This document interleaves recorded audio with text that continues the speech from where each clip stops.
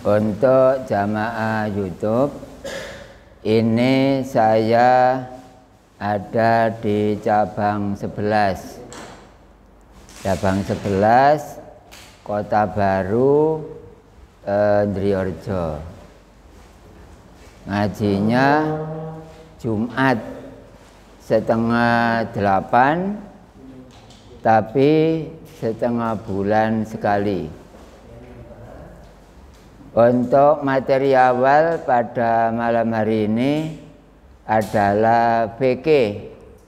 Kitabnya ada 3. Satu adalah VK, kedua adalah Allah tidak gaib, ketiga adalah tauhid. Mungkin hikam ya? Enggak ya? Hikam 3. Untuk cabang 11 dipastikan kitabnya adalah 3. Adapun untuk cabang lain berbeda sesuai dengan keinginan para jamaah tersebut. Untuk PK ini adalah halaman 9. Halaman 9. Silakan untuk jamaah cabang 13 YouTube sesuai dengan kitab yang telah kami kirim pada masing-masing wilayah. Silakan digunakan untuk kesempatan pada malam hari ini adalah halaman 8, yaitu Toharoh. Artinya apa? Suci. Orang Jawa mengatakan bersih-bersih. Saya awali at-toharatu, sesuci. Ing sarene salah suwijine syarat sae salat kang banget pentinge yaiku wajib toharo. Sebelum sholat harus suci dulu. Syaratnya suci, harus berwudu. Jadi orang sholat syaratnya bukan wudu, salah. Yang benar adalah suci. Kemudian urutannya, lah kalau ingin suci ya jelas menggunakan wudu. Nah, kalau orang-orang nggak tertata rapi ya syaratnya sholat wudu, itu enggak meloncat, itu namanya. Yang benar itu adalah suci. Suci tempatnya, jangan sampai ada kotoran hayawan atau manusia. Kalau suci itu badannya, menggunakan air wudu. Kalau suci pakaiannya, kalau mencuci terakhir harus dikasih air yang suci. Terakhirnya, kalau mencuci dengan sabun ya memang awalnya, lah terakhirnya dicuci dengan air yang murni, yaitu air suci dan bisa mensucikan. Karena apa? Ada air suci yang nggak bisa mensucikan. Kalau wudu ya harus bisa mensucikan. Misalnya yang tidak bisa mensucikan itu air teh, tidak boleh untuk wudu.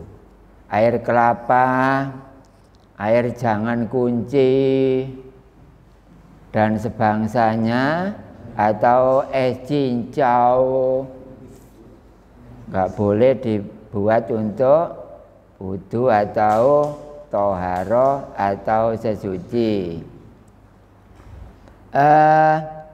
Mula bab iki kudu diweruhi luwih dhisik sadurunge kita sinau bab salat.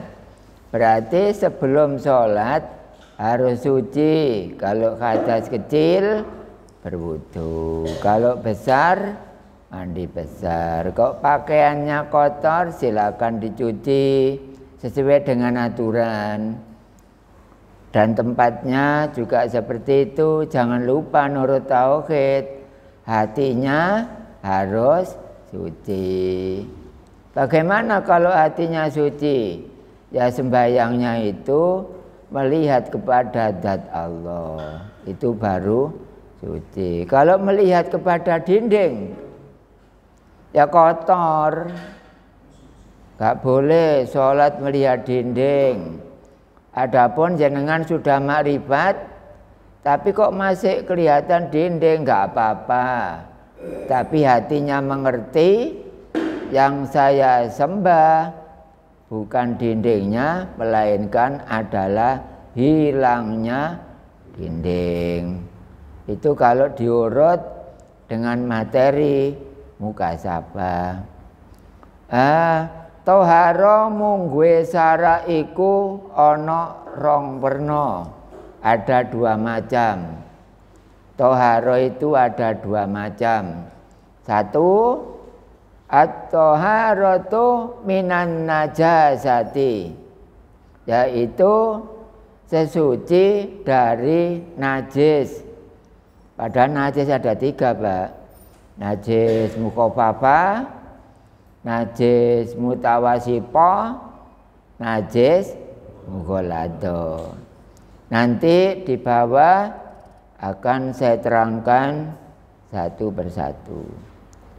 Yaiku sucine badan, panggonan serta sandangan saking sekabehane najis.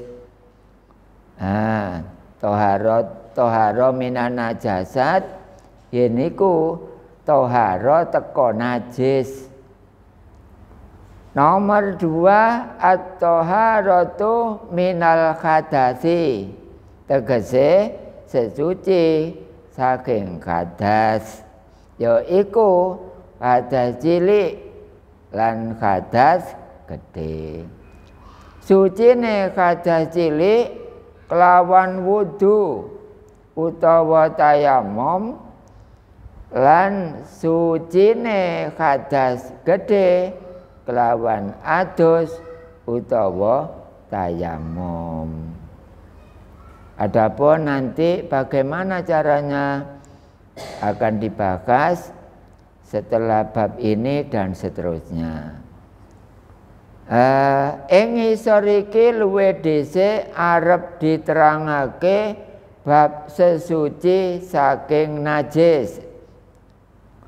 An-najasatu, barang-barang kang najis. Barang-barang kang dianggap najis mungguwe syarak, yaiku nomor 1 getih. Nggih, darah. Darah adalah najis kalau memang darah itu keluar dari badan. Kalau masih di dalam badan adalah suci. Kita punya kotoran dalam badan, nggak apa-apa, waktu sholat tidak keluar. Tapi kalau keluar dari badan maka adalah najis. Bapak Ibu, itu tentang yaitu najis.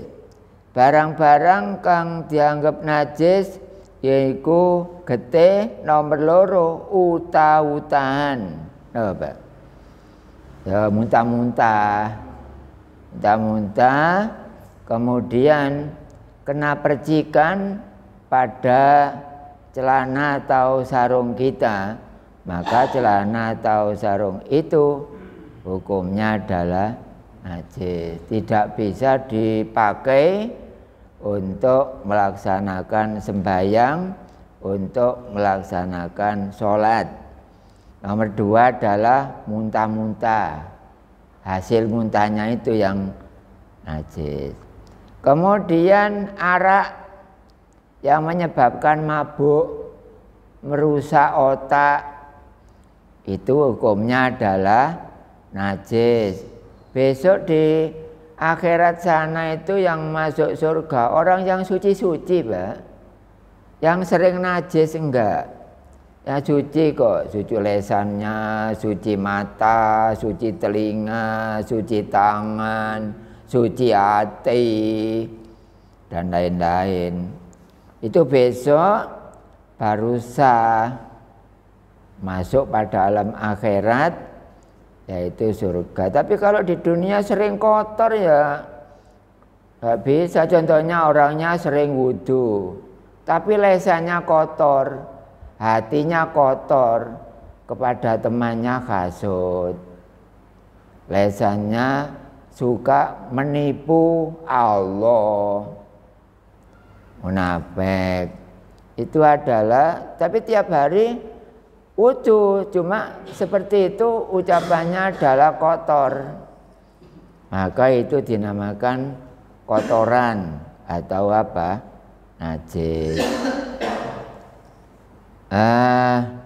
Terus nanah, ya, darah sakit, darah tidak sehat, itu namanya nanah. Warnanya kuning. Kalau darah segar merah. Jadi darah itu kalau sakit berubah menjadi nanah. Dan kedua-duanya memang darah. Dua-duanya adalah darah. Itu juga najis apabila Bapak Ibu ada penyakit udun misalnya. Tapi kalau enggak keluar atau belum waktunya rusak, enggak apa-apa sholat. Tapi kalau sudah keluar atau sudah rusak penyakit udunnya tadi terus keluar, maka keluarnya nanah menyebabkan najis. Kena sarung, berarti sarungnya tidak boleh digunakan untuk sembahyang, dan lain-lain, ya celana, ya apa, pakaian dalam, pokoknya yang kena itu najis semuanya. Kemudian yang nomor 5, sekabehane barang kang metu saking dalan loro. Tegese dalan ngarep kubul, dalan buri dubur. Jenengan sholat terus ngentut, ya jelas Pak. Nah, tapi kalau tinggal salam saja terus kita mau buang angin seperti itu, ya ditahan aja, nggak apa-apa. Kalau sedikit sebentar lagi mau salam itu Pak, ditahan aja, nggak apa-apa. Tapi kalau baru takbir ya dibubarkan aja. Kalau baru takbir, kalau sudah dekat selesai tahan aja, nggak apa-apa. Itu adalah terpaksa. Kalau memang Bapak Ibu ragu, ya mendingan dibubarkan, kemudian wudhu, terus ngawali sholat lagi. Barangkali seperti itu. Ya insya Allah pada setiap orang pernah waktu sembahyang kentut. Iya sering. Tapi kita lihat kalau memang ya mendekati salam ya ditahan aja, nggak apa-apa. Bagaimana Pak? Ya terserah Allah lah. Yang penting kita niatnya baik, perlu melaksanakan sholat. Yang lebih baik itu ya memang dibubarkan. Tapi bisa dengan kondisi yang terjepit, kemudian kita sholat di depan, yang di belakang jamaah ratusan orang, yes, nggak usah lah, nggak usah ke sana, cukup ditahan aja. Oleh karena itu saya pesan, barangkali mau sholat, terutama sholatnya itu di tempat yang orangnya banyak, tadinya jangan makan telo, tadinya jangan makan pohong. Ya nanti 1 jam kemudian, ya seperti itu kejadiannya. Atau sebelum berangkat tadi, hendaknya berak dulu, buang air besar dulu. Itu adalah untuk mengurangi keluarnya angin dari perut kita. Dikira-kira kalau saya mau ke Ngampel misalnya, oh berarti saya aku tak berak dulu. Seperti itu, Pak. Tapi setelah makan pagi, barangkali jenengan berangkatnya itu jam 8 misalnya. Setelah makan pagi, setelah itu jenengan berak. Jangan sebelum makan berak, nanti kalau kemasukan makanan mau berak lagi. Ya terserahlah kondisi sesuai dengan apa yang kita sempat.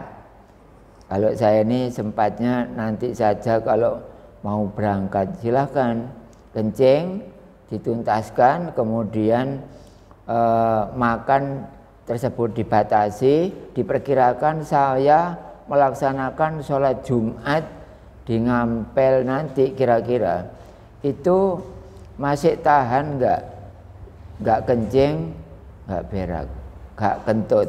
Jadi yang punya tanggungan kira-kira siapa, Pak? Ya jenengan sendiri, masing-masing orang harus bisa kasih rambu-rambu sendiri. Orang lain nggak tahu. Ya, misalnya ada orang tawaf juga seperti itu. Orang lain kan nggak tahu kalau orang itu batal. Nah, dirinya bagaimana tanggung jawab di hadapan Allah. Itu adalah yang keluar dari kubul dan dubur menyebabkan adalah batal. Termasuk najis, kejaba mani tidak. Sebab mani iku suci. Nomor 6 ya. Nomor 6 batang lan kabeh bagiane kaya kulit. Batang kalau ada hayawan mati, kemudian misalnya sapi, tapi kita ambil kulitnya, ya tetap ya najis. Dibuat jidor bagaimana? Boleh. Tapi kalau hayawannya tadi nggak mati duluan, maka dijadikan cecek boleh. Tapi kalau najis atau mati duluan, kemudian kulitnya yaitu digunakan untuk terbang, untuk jidor, nggak apa-apa. Tapi kita megang seperti itu, rasanya kok kurang fit, itu loh najis. Lebih baik kita cari yang betul-betul suci. Kemudian rambutnya hayawan yang meninggal itu termasuk najis. Lan balunge juga najis. Kejaba mayite anak Adam utawa menungso, terus batang iwak lan walang iku sing boten najis, termasuk mayit boten najis. Boten ngaten ya, terus iku batang iwak enggak najis. Contohnya kaya iwak sepil, iwak asin, iwak pindang, ya jelas mati dhisik kuduan. Masa ada kita beli ikan pindang lalu pindangnya masih hidup? Gak pantas. Ya gak pantas tuh iwak pindang kok pindangnya urip. Gak pantas. Itu tidak najis, Pak. Ikan kita pegang nggak najis, cuma barangkali kita supaya hilang dari baunya ya tetap dicuci, nggak butuh cuma dicuci saja wong ikan kok. Kemudian belalang, walang, termasuk laron. Nah ya, nanti ya sampean, laron. Saya nggak mau, Pak. Walau suci, tapi saya nggak mau. Ya kondisi orang kan nggak sama. Walaupun suci tapi kok orangnya nggak mau kan juga apa-apa. Yang nomor 7, nomor 7 susune kewan, susune hayawan urip kang karom dipangan daginge kaya susune babi. Babi ini lho karom, otomatis menghasilkan susu juga haram. Ya iya Pak. Babi ya haram. Hasil susunya juga haram. Kemudian kejaba susune anak Adam. Terus nomor 8, bagian kang pisah saking hayawan kang urip kejaba kang asale saking anak Adam iwak utawa walang. Contoh, bagian tubuh dari hayawan yang masih hidup. Contohnya telinganya putus. Telinganya sapi entah kenapa tadinya terus putus. Lah, telinga yang putus itu enggak boleh dimasak. Hukumnya haram karena hayawannya masih hidup. Nggih. Hayawannya masih hidup, telinganya putus atau yang bagian dari ekornya misalnya juga putus, maka ekor telinga tersebut tidak boleh dimasak, tidak boleh dimakan karena hayawannya masih hidup. Ya, masih hidup. Kalau kita beli ikan bandeng, biasanya beli ikan bandeng itu hidup apa mati? Tapi hukumnya ya halal. Itu ku bandeng ya pantas, ya bandengnya ya mati. Nyajak sampe tuku bandengnya urip lah gak pantas belas. Padahal enggak apa-apa. Iwak asin, iwak ejo urip gak pantas. Harus mati dulu. Jadi kalau yang tidak najis itu adalah mayit, kemudian ikan, kemudian belalang. Enggak apa-apa. Itu adalah najis kang kasebut ing dhuwur iku gawe sebabe ora sah salat. Ora sah salate utawa ora sah salat. Uga haram yen dipangan. Ya, banyak hayawan-hayawan yang bagian dari tubuhnya itu pisah, nggak boleh dimakan. Walaupun hayawannya itu adalah hayawan yang halal untuk dimakan, cuma caranya saja yang harus ditata rapi. Kalau ayam misalnya disembelih dahulu, kemudian seluruhnya bisa dimakan. Ya kecuali yang memang nggak pantas dimakan. Tapi kalau ayamnya meninggal dulu atau mati dulu misalnya, maka seluruh tubuh dari hayawan itu haram semuanya. Kalau kita makan, ya menyebabkan otak menjadi lemot, kakean barang haram, kemudian ibadah malas, kemudian cara berpikirnya lambat. Itu kalau mengarah kepada kita enggak seberapa bahaya, tapi kalau mengarah kepada anak yang sedang sekolah, mondok, pendidikan, maka IQ-nya atau kecerdasannya kurang, akhirnya kalah dengan teman yang lain.